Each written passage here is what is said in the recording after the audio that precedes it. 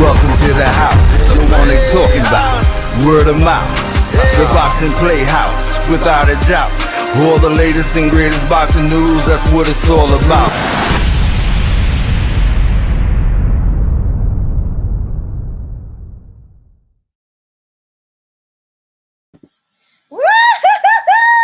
We are here. We are back tonight. We got major news. We got major wins. We got major people coming on board.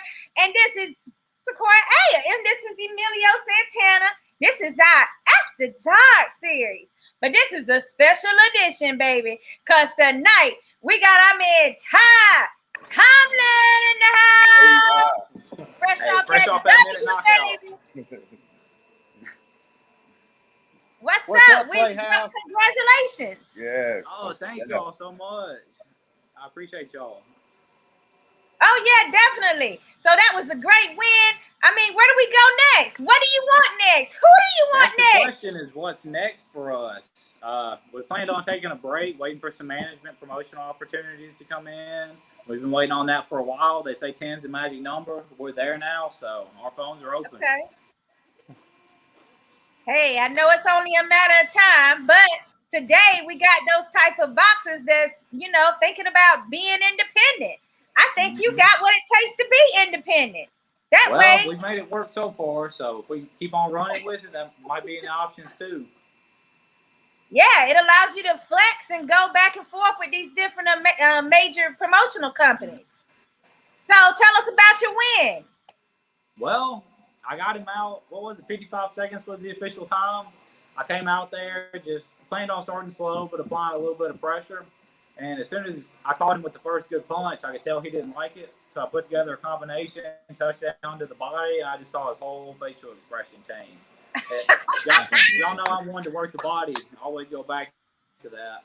And after I saw his facial expression change, hurt to the body, I just started pouring it on from there. And the ref stepped in and called it. All right, Ty Tomlin, guys, he did it again. You in that body shot, y'all getting along really good, Ty. Have you been studying this boxing punch to the body in your last, training camp, or is this just a natural punch you have? It's something that we've always really naturally done. Just, being pretty young, we were always hurting guys to the body. In the amateurs, it was always hard to knock anybody out to the head with the headgear and the big gloves, everything else. So we'd always drop it down to the body, and it's something that's really stuck with us through this pro game. I'm just so interested to see exactly where your future is going to take you in this sport. I know you have a bright future, and you got that father-son team again. Yeah. We was talking about that earlier. Where's Mr. Darryl Tomlin? Hey.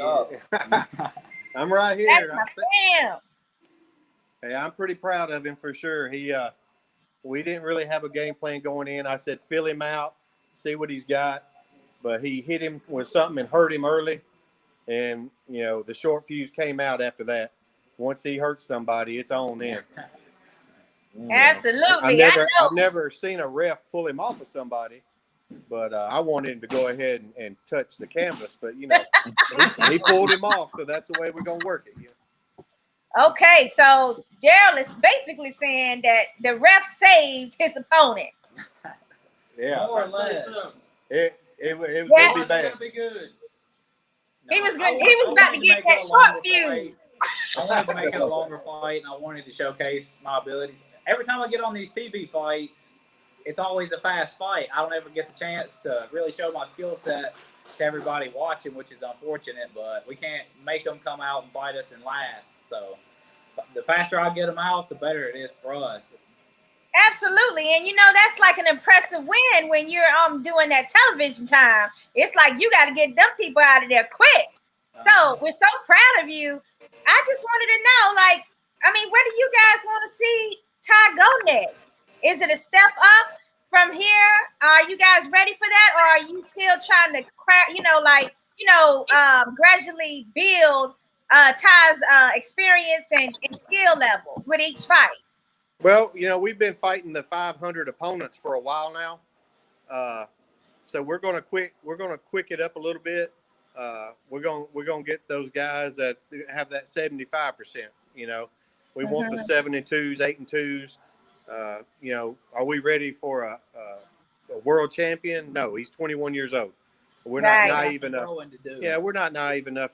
We're down to reality. We know where we're at. We're self-aware. We have a lot to work on, a lot to get better with, but we have a very high ceiling. We have a lot of potential going for us. We've got the fan base. We've got everything that goes with it that you want in a prospect, but we're not going to rush anything. We know what we've got. So. Yeah, so we're going to head back down to Houston.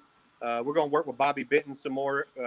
So we'll go home. We'll take a week off, and we'll get those airline tickets and go down there and work with Bobby a little bit. Okay, I love that. And Todd, you know what? I've been looking at your body lately. Don't say a word. I've been looking at your body lately. You know what? You're getting a little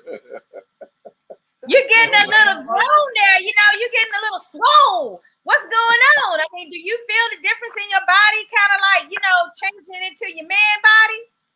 Well, that's what like we said, we're young. We're waiting on that man strength. But it feels like I'm getting a little bit more of it. But during this break, I'm getting that weight room. And next time you see me, it's going to be even better. Okay. I'm you know, I'll be watching, you know, kind of. Yeah, I got you. Thank you. Hey, Ty, is it true? I heard your next fight gonna be in Tampa. Is that true? I hadn't heard anything about that, but we'd always love to come back to Tampa. Hey, we have a ball in Tampa. We're down for Tampa. Line us something up. Yeah, you know, we like to cook up things, you know, so we're just putting it out there in the air that, you know, maybe you'll be in Tampa for your next fight, and so will Williams Jr. And, you know, we just kind of baking up our favorites, you know, like what we would want to see in a real boxing card, you know.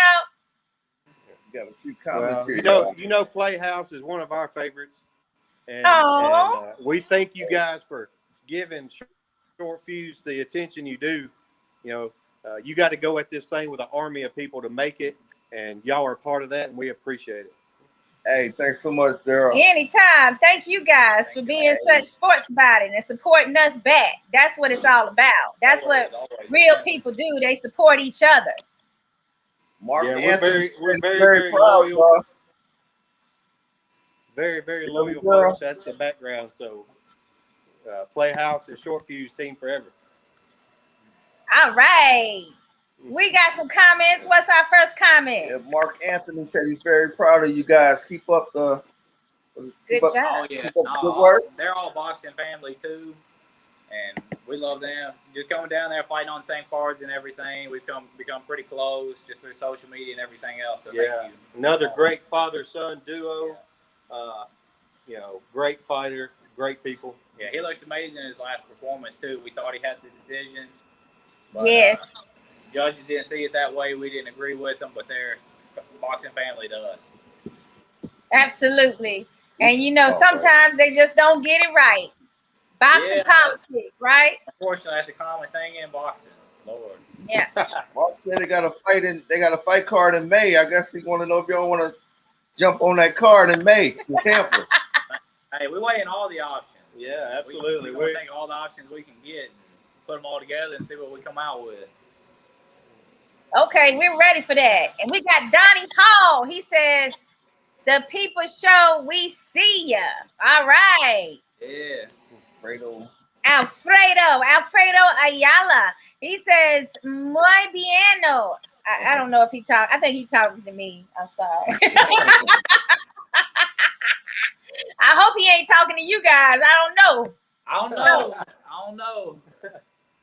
You never know these days, right, Ty? All right, tell us who. Give us a shout out real quick. Who you want to shout out? Who you want to thank? I know you got all these sponsors out here, and I want some of them.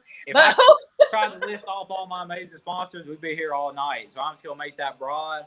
Thank you so much to all my sponsors, all of Cheatham County, Tennessee in general, all the people that came down here with us. You know, we brought 30, 40 people down here with us. It being a Thursday night made it hard. If it was Saturday night, we'd probably pack the place out. But thank you to – you got anybody else? Hey, man, there's all kinds of people. Let me get this phone right. There's all kinds of people. Cheatham County in general, Cheatham County Sheriff's Department. Yeah, they've been big for us. Every single one of y'all that showed up at Squeezy's and anywhere else on them watch parties. Tons of watch parties all over Facebook. UFC Fight Pass had a big night tonight. It only lasted a minute, but they had a big showing for a minute. Mm. Hey, that's how you do it. That's how Tennessee do it, baby. We got Tennessee representing Tennessee and NC, North Carolina for me, plus Florida. Well, as always, we're going to sit back and assess what's next, and PlayHouse will be the first to know. Hey, we appreciate All right. that, girl. Much we love. look forward to seeing you guys with our next interview with you guys, and congratulations. Everybody should know this is Short Fuse. Short Fuse. Who's one to be on the lookout for, guys. And we thank you so much, guys. Yeah, appreciate it, y'all. Thank you. We love you. We love you guys. All We right. love y'all Bye. too, man. Y'all take it easy. Bye. Wow, what an amazing team. I just love these father-son teams that we got going on here. I mean, how about you? Yeah, it's a few good father-son teams on the horizon, y'all. So I'm want to see how it goes. I want to ride the journey. Mark Reyes and his dad, that's a great thing. Ty and Darryl Tomlin, Michael Williams and Mike Senior. Mm-hmm. It's Ocasio. Ocasio. Yeah. I mean, it just goes on and on. This is like a chapter basically in boxing that repeats itself, father-son teams. Right. But I just feel like the boxing is something that really brings a father and son together more so than some of the other sports. So I just think it gets way competitive when you're talking about like football or baseball, and it's a lot of antagonism between the father and sons, because they're not exactly a part of the team when they're on the team. Right. But with boxing, it's a relationship because they have to work together and be tighter knit because of the fact that the dad is in the corner. Right. You know what I'm saying? So I love it, but we're going to make sure that from now on, we are, basically giving you guys updates on some of these father-son teams a lot. We like the dynamic, and Boxing Playhouse wants to, basically let you guys see exactly how wonderful and how amazing a sport like boxing can be for father-son relationships. And boxing also as far as financial support for their families. And the fact that, it's action. That was exciting seeing him after the fight. I was like really excited for the fact that we got to see him in the, coming out in the hallway directly after the fight. That was amazing. Yeah, we broke a sweat. No, but short night. These opponents, they must really don't look into his, some of his fights, because that is a lethal weapon that he's starting to really develop. Yes. Yeah, that body punch pays dividends for. Oh yeah, absolutely. And I couldn't be prouder of the guy. So until next time. Well, do you have any other parting words? Because we do have this last little opportunity to talk about, the fight tomorrow night, which, we were going to have our ladies' night tomorrow before the huge Superwoman fight. That's the main event of Clarissa Shields versus Marie. I think her name is Marie DeCare or DeCary. So that's the main event, and they got like the heavyweight. That's a new prospect. She's gonna be fighting on that card. Her name is Perkins, so be on the watch out for her as well. And then there's some other good fights. Really beautiful women on the card. It's going to be on Fight TV tomorrow night. So we can't wait to that. And then we're going to reschedule our personal guest that we have coming on to the show next week. She's a former 2-time world champion, and now she's a boxing manager. Her name is Megan Shea. I can't wait to have this interview with her, but we have to reschedule with her. So now, do you have anything to say about the Shields, the all-ladies card? What's up? We even got our own Naomi Vasquez on that card. Oh, is she? Yeah. Oh, okay. I think she's opening that card up, Naomi. Hey, I'm all for it. I love to see the ladies shine. So, a whole card full of women. I know they're gonna bring it, and I can't wait to see it. Yeah, absolutely. And so do you think you'll pay for the pay-per-view is the question. Yeah, hey, I want to support the ladies. I'll definitely pay for it. Okay. Well, we got some news this week about Navarrete coming to the Central Florida area for a fight in Kissimmee soon. I mean, is this a fight that you want to see? Do you think that the fans will be able to come out and support this in a safe way, guys? Safe way. Okay. But do you think they'll be able to come out and, be able to support this huge card that they're actually putting on here in Florida? Right. I'm trying to think, is he on the same card with Berlanga? I think it is. It's an ESPN fight. Yeah, they might be on the same card. I want to be there for that. Yeah, they could be on the same card. Now, there was other news today. There was just a lot of news coming out. Basically, Lomachenko versus Devin Haney. That came. Well, basically, it's not an actual fight, but it was a Twitter fight. I want to see him get in the ring. I'm tired of these Twitter fights. Well, you know what? That's funny you said that, because that's exactly the comment that Lomachenko left for Haney when he started talking about where is Lomachenko. Lomachenko hadn't tweeted in like a year, apparently. I didn't even know that. But he was put onto it, and he popped in and was like, oh, I'm here. I'm just looking at you guys and waiting for you to stop fighting, Twitter fights and fight real fights. So would that be a fight that you would be open to seeing? Yeah, I think that's a good fight. A lot of people wrote Loma only got actually 2 losses, but that last loss, was a close fight with Teofimo Lopez, and Loma is still a good fighter. I mean, man, he was like pound for pound one of the best before that loss, and then look like a lot of people just. You see how they do people. So you get one loss, and they just throw your ass to the damn dumpster. Like, what is wrong with our boxing fans? Yeah. Other fans of other sports do not do this. They don't entertain this. You can win, you can lose a fight, and they're right back that next following week cheering them on. That man can still win a fight any time, Especially at 130. Yeah. Especially at 130. That's his best to me at 130. So yeah, I would love to see Loma in there with any of the young guys out there, The lightweight division. It's a lightweight division that's really hot and popping. They always got lots of news. And speaking of that, I actually saw that Gervonta Tank Davis is back in the news versus Mario Barrios. It's going to be at super lightweight, though. I mean, they're talking about Gervonta Tank Davis, who was just fighting at 130, although he did obtain a 135-pound belt.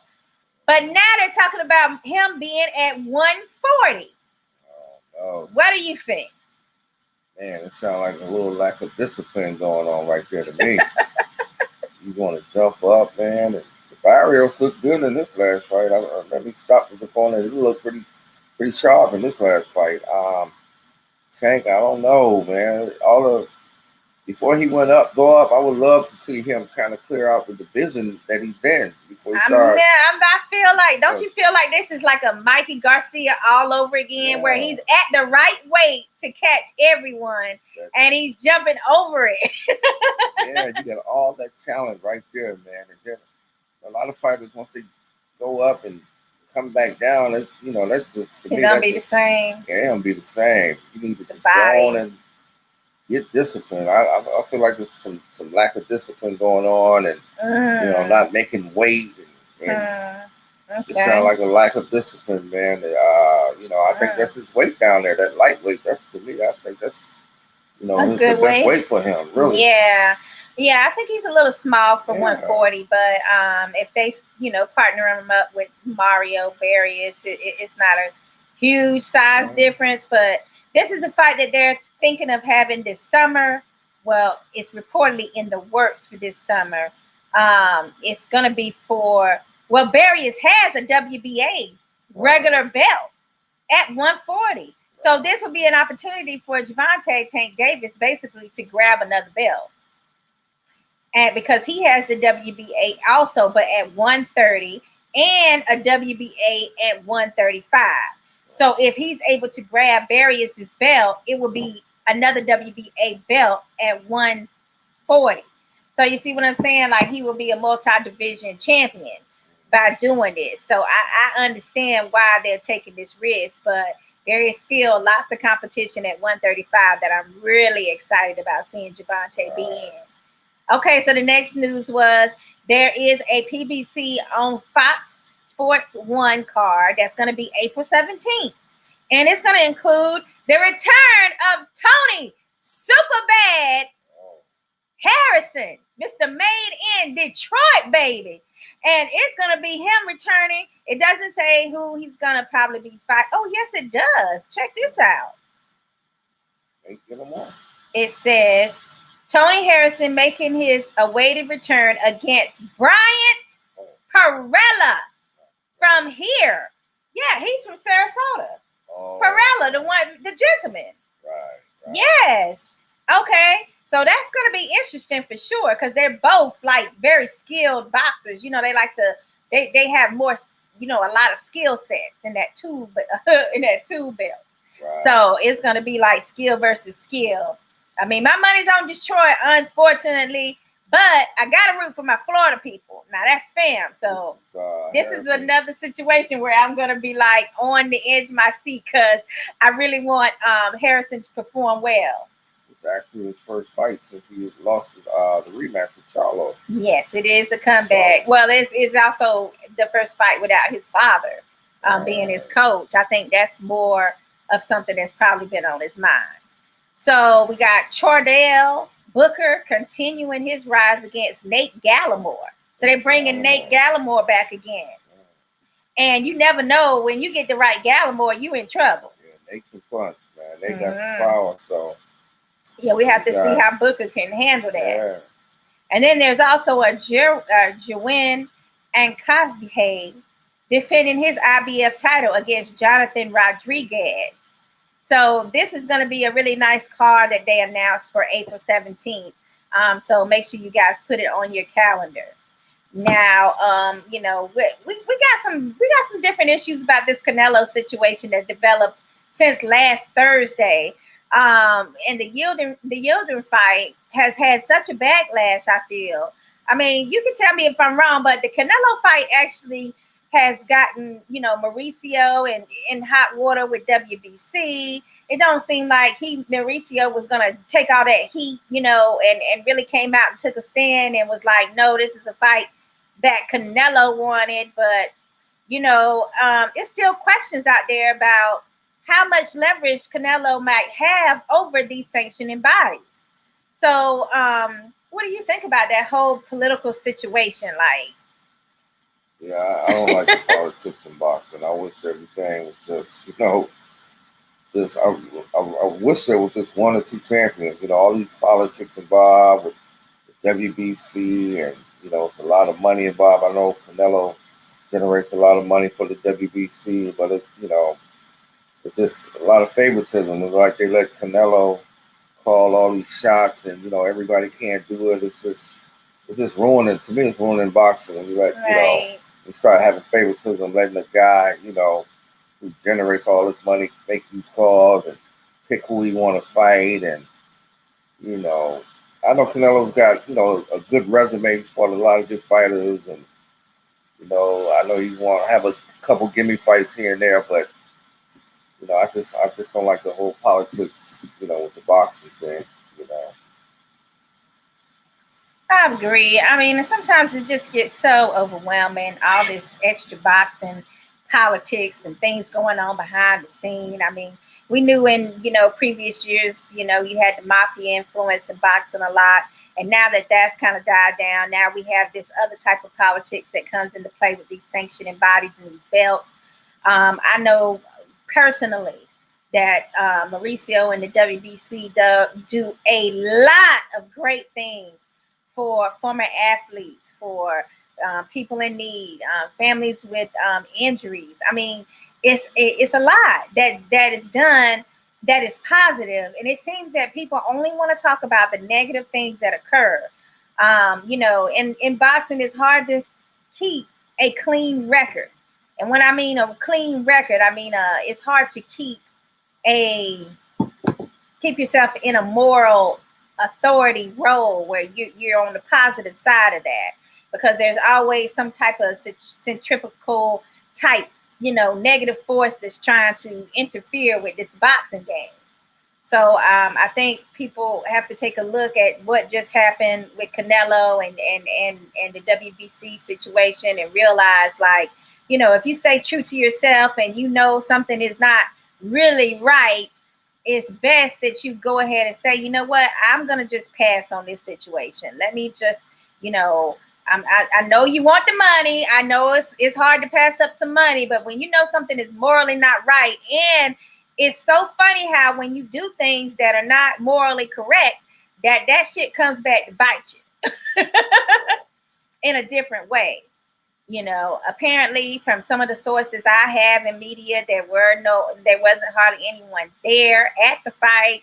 You had Charlos in the audience talking about where everybody at. You know, it's people talking about getting charged $25 for the parking alone.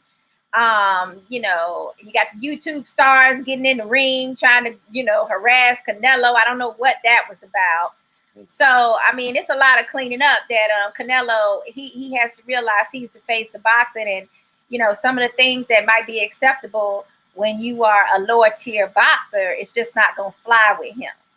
He is held to a different standard. So I think that's the learning lesson for him in this situation. I kind of like what the YouTube guys did, but I would rather see one of the up and coming, well, not up and coming, but one of the other champions get in the ring and call Canelo out like Muhammad Ali used to do. He used to jump in the ring and call out a fighter, you know, after they won or whatever. You know, it would have been nice to see Charlo climb up in that ring and call Canelo out instead of a YouTube guy.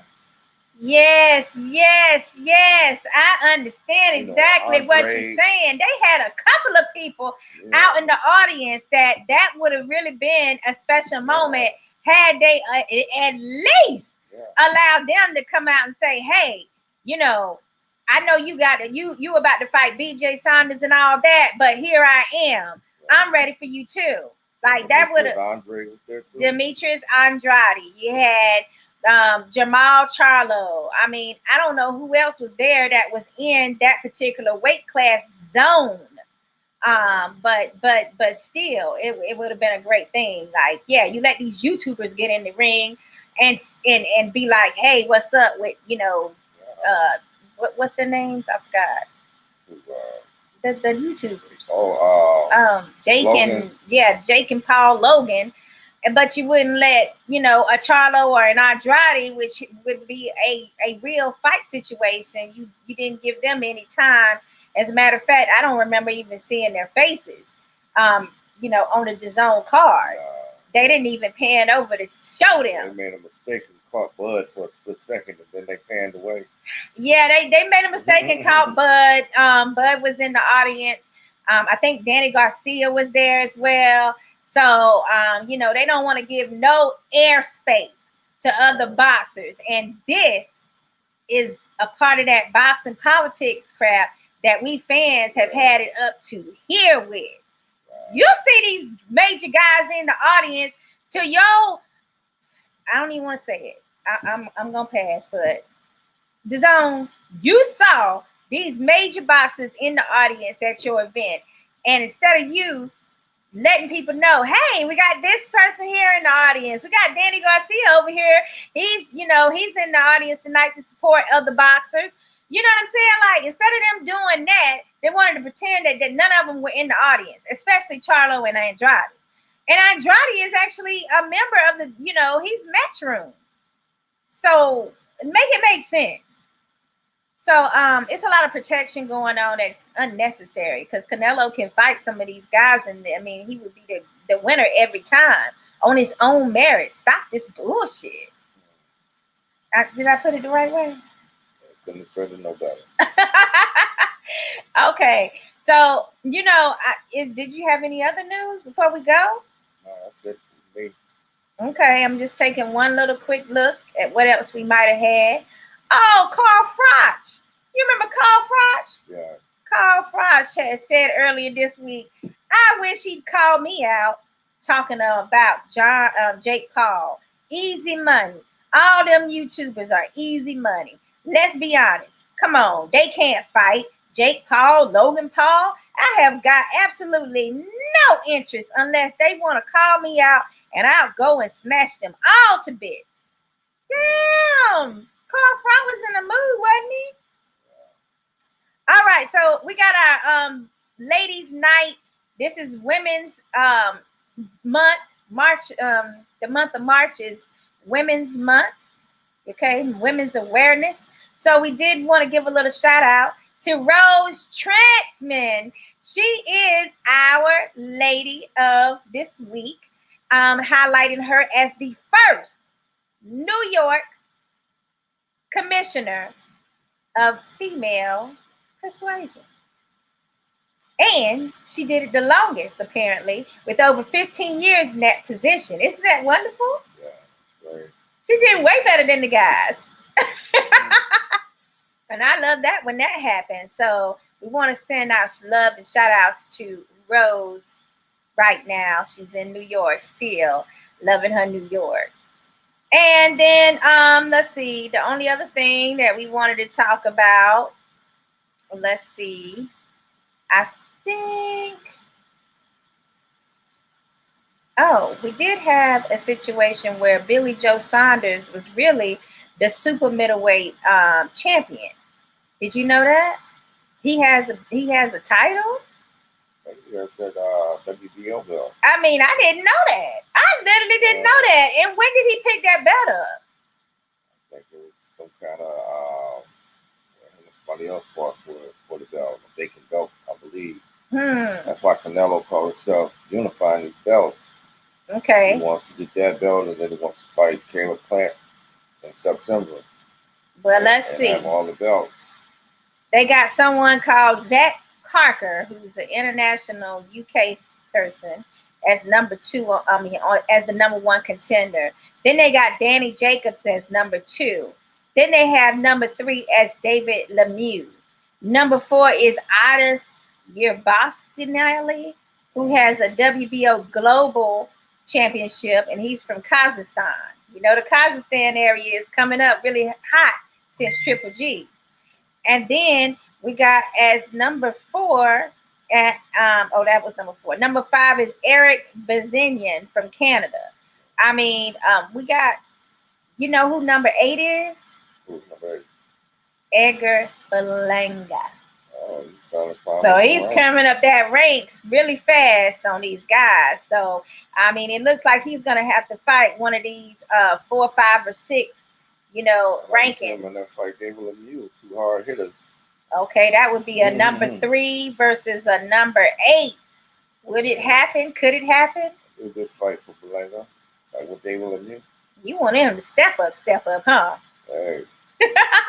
And then you got Danny Jacobs. I don't know what he's getting ready to do. I mean, I don't know who they have planned for him to be matched up with, but I'd like to see exactly who they might have in mind off this list. And then, of course, I have to mention the female super middleweight champion is Francois Cruz Dezarn. So, I mean, these are all great boxers in their own right.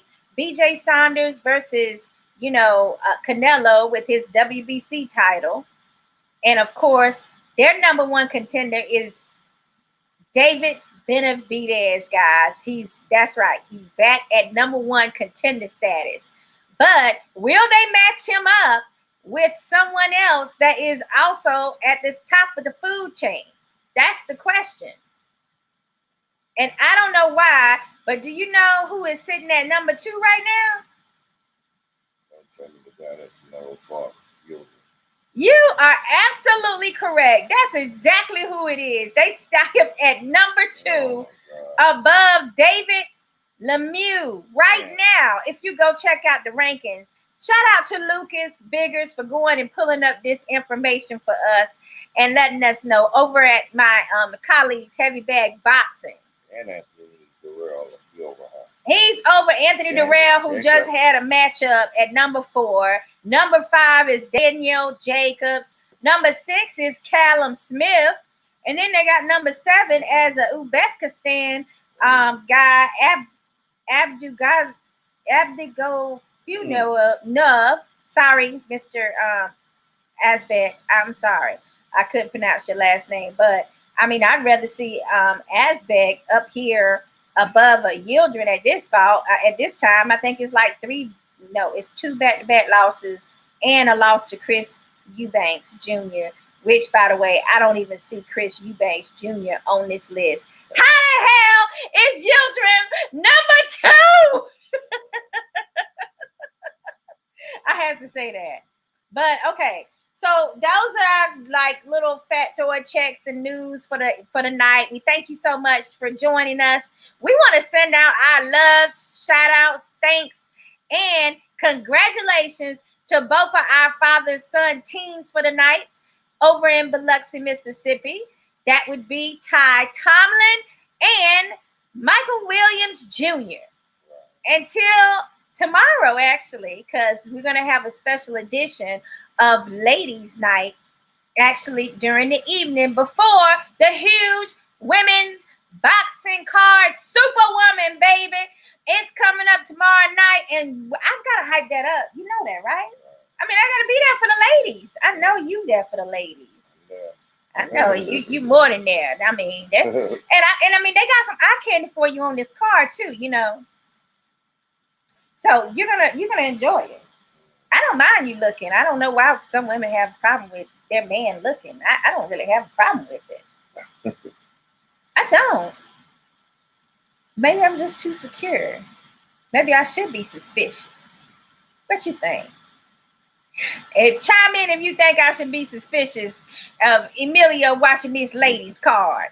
But you know what? I really am excited about this ladies card, guys. It's all women.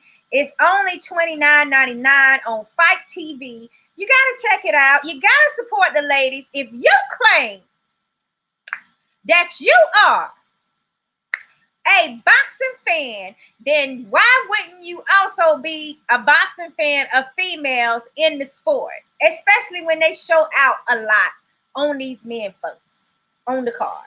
So make it your business to be with me tomorrow, and Emilio is going to join me for a few minutes.